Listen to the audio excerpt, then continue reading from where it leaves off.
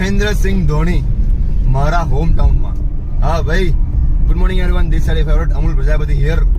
મહેન્દ્રસિંહ ધોની મારા home town વડોદરામાં આવી ગયા છે ભાઈ. આજે 2 ડિસેમ્બર થઈ છે અને મહેન્દ્રસિંહ ધોની વડોદરામાં આવી ગયા છે. બટ મને લાગતું નહીં આ વખતે કે યાર મારથી એક ઝલક પણ એમને જોઈ શકાશે.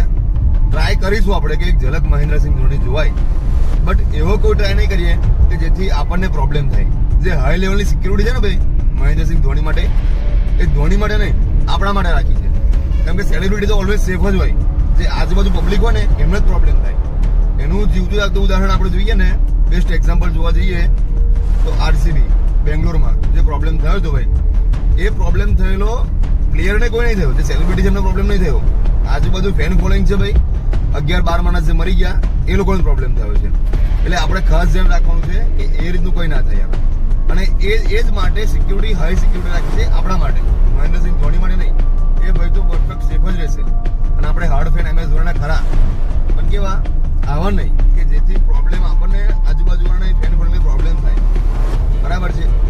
એટલે મારું તો એક જ રિક્વેસ્ટ છે, વિડીયો જોતા હોય તમે લોકો તો ભાઈ છે ને તમે જોવા જાઓ ને તો એવો પ્રયત્ન કરજો આરામથી ઇઝીલી ધોનીની એક ઝલક જોઈ શકાય. ધક્કા મુક્કીમાં ભીડભાડમાં તમને પ્રોબ્લેમ થશે એવું કામ કરશો તો પ્રોબ્લેમ ખુદ તમને જ છે, તમારું નુકસાન છે. બરાબર છે. બાકી MS ધોની આપણા ટાઉનમાં આવ્યા છે ને ભાઈ, એની કોઈને ખુશી નહીં મળે, 4 ગણી 5 ગણી 10 ગણી 20 ગણી 100 ગણી ખુશી મળે છે.